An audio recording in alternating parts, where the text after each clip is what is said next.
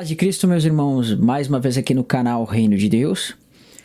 Hoje quero trazer mais um estudo, na verdade, sobre algumas questões que são talvez um pouco ocultas na Bíblia. Nesse caso, no dia de hoje, nós estaremos tratando sobre a origem do diabo, perfeito?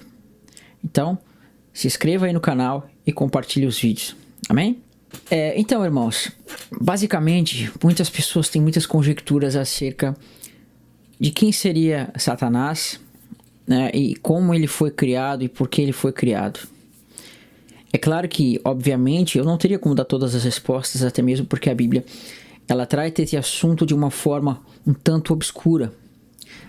Mas tratar esse assunto de uma forma obscura não quer dizer que você não tenha evidências, não quer dizer que você não tenha elementos que possam nos dar aí pistas de quem é este ser e qual o motivo pelo que ele foi criado, ok? Porque algumas pessoas costumam dizer, por exemplo, que Deus, ou melhor, o diabo, ele é uma parte maligna de Deus. Ou outros ainda dizem que o diabo ele foi criado com o propósito de ser maligno para executar o plano de Deus. Eu não concordo com nenhuma dessas duas opiniões. Eu tenho a minha opinião de que o diabo era um ser que foi criado por Deus e ele se desviou, tá? Então, nós vamos analisar todas essas coisas. Acho que vão ser 3 ou 4 aulas, pelo menos 2 aulas nós faremos sobre esse assunto. Então, nesse primeiro estudo, provavelmente nós vamos dividir ele em 2 partes. E vamos tentar entender alguns aspectos, tá bom? Então, hoje, este vai ser o estudo aqui do canal O Reino de Deus, perfeito? Mas uma pequena introdução sobre esse tema é que nós devemos entender uma coisa, meus irmãos. Quando eu fiz o estudo de Judas, ele tem uma ligação com este assunto aqui, tá? Ele tem uma ligação com este assunto, perfeito? Porque Judas, ele tem uma ligação com o diabo. Porque o diabo tem uma ligação com o anticristo, que nós vamos ver talvez no segundo estudo. Esse é o primeiro estudo dividido em 2 partes, ou talvez 3 partes, dependendo do tempo. Então, nós percebemos que são diversas opiniões sobre o diabo, né? Mas eu quero expressar a minha opinião neste vídeo de hoje. Meus irmãos, vocês já notaram que Deus ele trabalha muito com alegorias. Eu costumo frisar muito aqui no canal isso, perfeito?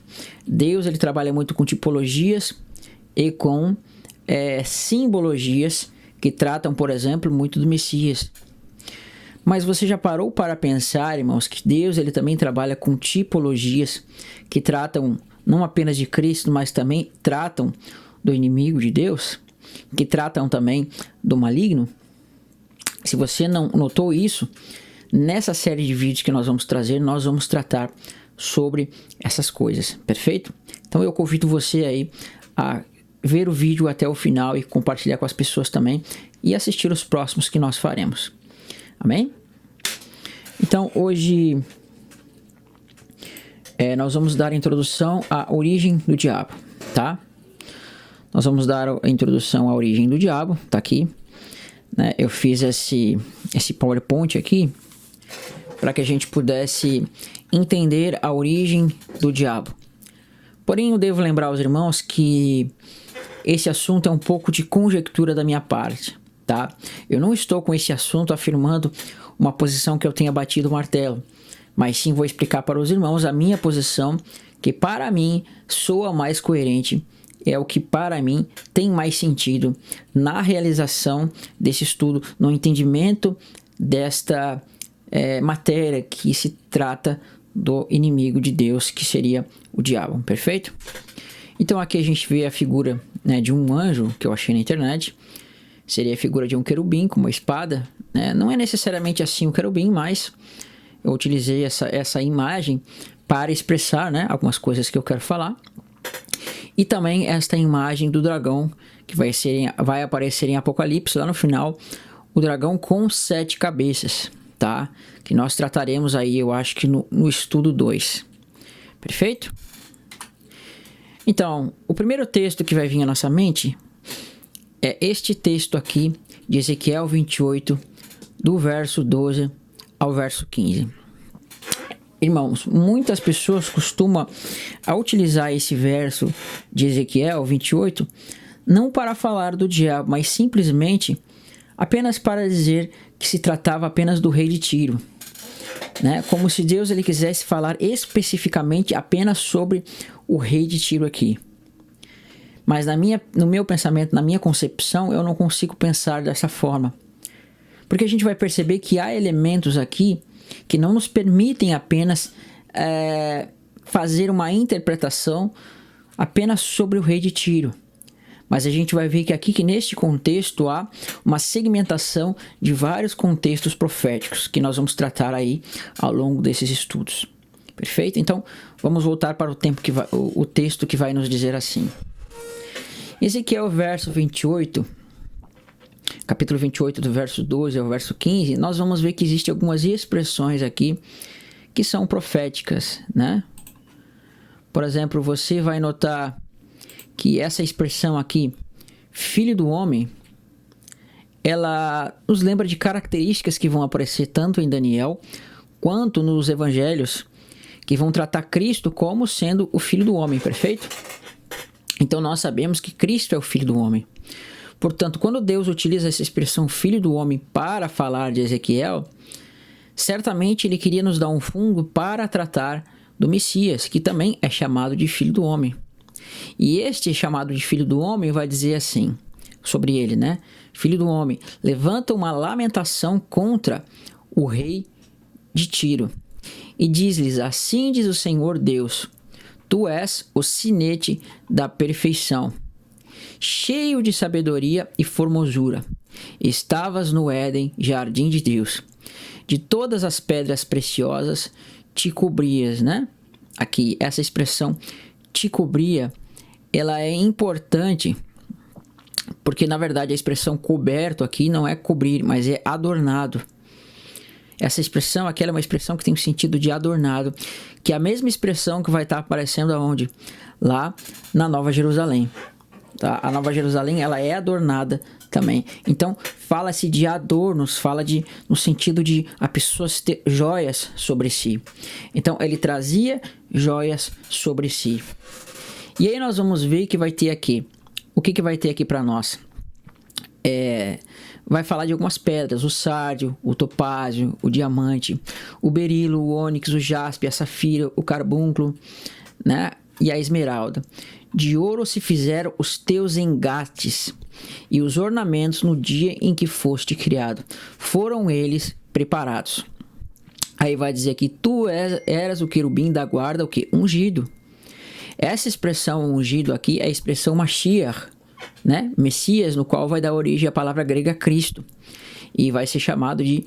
né? É como se fosse um querubim Messias. Percebe isso? E te estabeleci e permanecias no monte santo de Deus. No brilho das pedras andava perfeito. E eras os teus caminhos desde o dia que foste criado até que se achou iniquidade em ti. Perfeito? Até que se achou iniquidade em ti. Amém? Então, meus irmãos, você não pode utilizar esses textos para falar apenas do rei de Tiro, tá? No outro vídeo nós vamos ver porque que diz assim que tu eras homem. Mas aí já é uma segunda parte. Não quero aqui acavalar as coisas, perfeito?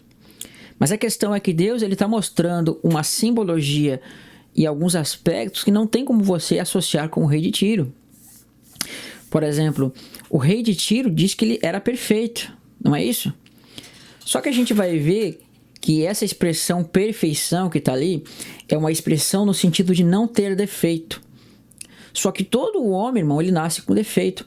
Todo homem ele nasce debaixo do pecado. E qual é o maior defeito? É o pecado. Portanto, você dizer que aqui está tratando do rei de Tiro, você não pode dizer isso. Porque aqui está dizendo que ele era perfeito. Nele não havia o que? Defeito. Ele era um querubim sem defeito. Ele era esse querubim ungido sem defeito. E qual a ligação que você vai ter com o rei de Tiro no sentido de estar no Éden? Estar no Éden significa o quê? Que você não tem uma separação para com Deus, né? Então, esse rei de Tiro, supostamente, ele seria mais santo que o próprio sumo sacerdote. ele seria mais santo que justamente o próprio sumo sacerdote, que uma vez por ano se entrava no Santo dos Santos. Você percebe isso? Então, não pode se falar do rei de Tiro. E também nós vamos ver por que não pode tratar de Adão, ainda que há alegorias aqui que apontem para Adão. Mas daí já falaremos no segundo vídeo, perfeito? Eu não consigo ter essa concepção de falar de Adão aqui. E aí você vai ver que algumas coisas interessantes vão aparecer nessas expressões, que vai dizer assim no texto. Algumas expressões interessantes vão aparecer aqui no texto, que diz assim: de todas as pedras preciosas te cobrias, de sardo, de topázio, de diamante e de berílio, de ônix e de jaspe, e safira e de carbúnculo, e esmeralda, de ouro se te fizeram os engastes, e os ornamentos no dia em que foste criado, foram eles preparados, tu que eras querubim da guarda ungido, né? Aí diz assim, você tem a expressão ungido, que significa Messias, o Mashiach, e essa expressão ungido, né? Ela vai aparecer diversas vezes nos profetas, na lei, nos salmos, quando tratava de quem? Dos reis, sacerdotes e profetas. Então, essa expressão ungido, ela é utilizada para tratar daqueles que faziam um tipo de ministração diante de Deus, sendo os profetas, que falavam da parte de Deus para com os homens, e os sacerdotes, aqueles que falavam da parte dos homens para com Deus. Assim como Cristo. Cristo é o Messias, é ungido.